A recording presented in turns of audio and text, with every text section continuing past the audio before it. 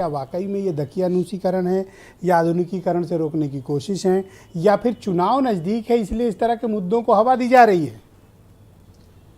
देखिए, मदरसे तो आज़ादी के पहले से भी चले और आज़ादी के बाद भी चल रहे हैं। मदरसों से अगर वोट मिलता है तो मदरसों पे सर्वे भी होगा, जांच भी होगी और चर्चा भी होगी। बात इस देश में सियासत की है कि सियासत आखिर चाहती क्या है। इस देश में बहुत बड़ी संख्या में मुसलमान हैं, लेकिन जहां सरकार का 1 रुपया इस्तेमाल हो जाए, जब कॉन्स्टिट्यूशन कहता है कि हम धर्म निरपेक्ष और पंथ निरपेक्ष हैं, तो फिर वहां पर सरकार का अगर पैसा इस्तेमाल हुआ तो सरकार के नियम कानून भी लागू होने चाहिए, क्योंकि स्टेट किसी धर्म विशेष के प्रति कोई भी खर्चा नहीं कर सकती उसको बढ़ावा देने के लिए।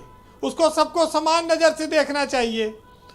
लेकिन अब इस देश में बहुत बार रहा है, बीजेपी की सरकार में रोज़ा अफ्तार पार्टी नहीं होती, उससे पहले बहुत सारी सरकारें रोज़ा अफ्तार पार्टियां करती थी, तो लोग उनको मुस्लिम समर्थक कहते थे, अब इनको मुस्लिम विरोधी माना जाता है। हमारे संविधान में सरकारी तंत्र के धन के इस्तेमाल की मनाही है किसी धर्म विशेष को बढ़ावा देने के लिए, चाहे हिंदू का हो चाहे मुसलमान का हो।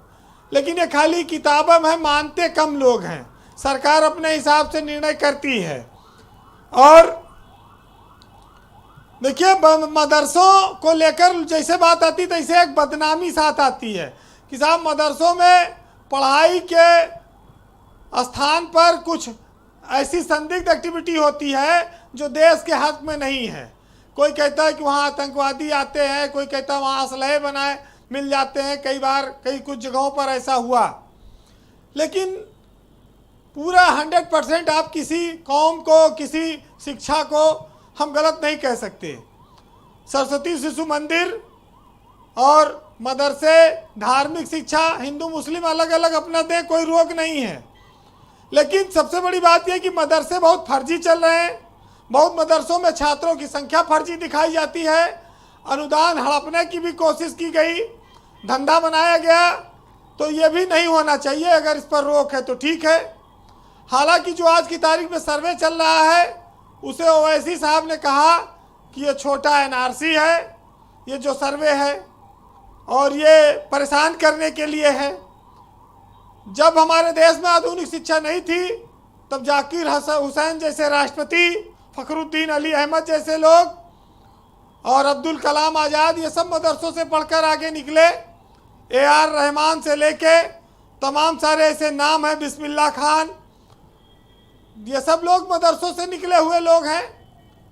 तो जहाँ पर दिशा सही रही वहाँ अच्छे लोग निकले, जहाँ दिशा खराब हुई वहाँ पर आलोचना भी हुई। लेकिन भारत में धार्मिक आधार पर किसी भी संस्थान को पक्षपात करना प्रतिबंधित है। इस बात को लोग जानते हैं। लेकिन राजनीति ने ब्रजेश जी इतना जहर फैला दिया है वोट की खातिर कि हिंदू मुस्लिम के नाम से लोग नफरत करने लगे हैं। और सिर्फ ये नफरत वोट की राजनीति की चलती रहेगी, और कब तक चलेगी ये इस देश के लोगों को तय करना और देखना है। लेकिन इतना ज़रूर है कि हर आदमी अपने अपने हिसाब से, हरशंकर परसाई ने कहा कि चाहे वह कोई दार्शनिक हो, साधु बने या मौलाना हो, अगर वो लोगों को अंधेरे का डर दिखाता है तो समझ लीजिए वो अपनी टार्च बेचना चाहता है। तो इस देश में टार्च बेचने की कोशिश हो रही है और हमेशा से हुआ है। अब मदनी जी ने कहा कि हमको धार्मिक स्वतंत्रता की आज़ादी है, बिल्कुल सही कहा। लेकिन अभी बात आई कि हज सब्सिडी पे होता था, वो सब्सिडी बंद कर दी गई। राज्य के प्रायोजित पैसे से अगर आप सब्सिडी ले रहे हैं तो उस पर भी आपको ध्यान देना पड़ेगा। जो सेवाएं मुफ्त मिलती हैं जी वीरेंद्र जी, उसमें धार्मिक आधार नहीं होना चाहिए जी। संविधान में सभी को समान दिया गया है अधिकार। लेकिन जो बिना मान्यता के स्कूल या मदरसे चल रहे हैं, उसकी डिग्री का क्या उपयोग होगा। 7500 मदरसे करीब ऐसे निकले जिनको कोई मान्यता नहीं है, उस पर भी कार्रवाई होगी। एक बात और आती है कि जो बड़े बड़े मुस्लिम धर्मगुरु हैं, समाज के लोग हैं, ये अपने बच्चों को क्या मदरसों में पढ़ाते हैं कि विदेश में पढ़ाते हैं, कि उच्च शिक्षण संस्थानों में पढ़ाते हैं। कश्मीर में अलगाववादी तमाम नेता हैं जिनके बच्चे सब विदेशों में पढ़ते हैं।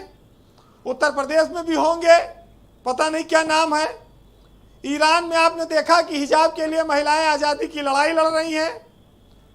भारत जैसे देश में यहाँ बिना मान्यता के पढ़ाई से क्या होगा। तो सबसे बड़ी बात यह है कि जब हम इतनी अच्छी शिक्षा ग्रहण करके बड़े बड़ी नौकरियों में कंपटीशन में क्वालिफाई नहीं कर पा रहे हैं, तो मदरसा पढ़ के कौन सा नौकरी तीर मारेंगे और शिक्षा लेके कैसे आगे बढ़ेंगे। करेक्ट जी। तो कुछ चीज़ों को तो फिर कंट्रोल करना ही पड़ेगा जी, क्योंकि धर्म को मानना आदमी की अपनी इच्छा है, बाध्यता नहीं होनी चाहिए। एक सीमा तक उसका उपयोग हो, ठीक है, चाहे मदरसा हो, चाहे गुरुकुल हो, चाहे हमारे जो और तमाम धार्मिक शिक्षण संस्थान हैं, लेकिन सच्चाई को तो लोगों को मानना पड़ेगा।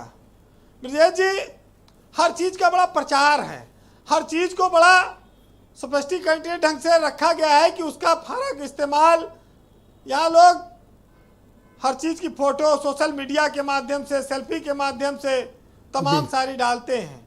खुददारी कहीं बची है, बातें बची हैं, खुददारी तो और नैतिकता खत्म हो चुकी है। तो एक साहित्यकार ने लिखा है कि जो लोग धर्म पर बहुत शोर मचाते हैं वो लोग, बहुत सारे लोग आज हर धर्म में लोग फ्री राशन भी खा रहे हैं, जहाँ मजबूरी आती है वहाँ सब करते हैं लोग।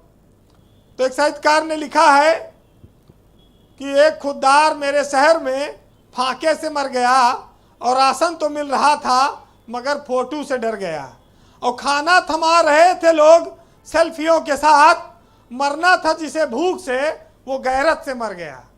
बहुत शुक्रिया आपका वीरेंद्र जी।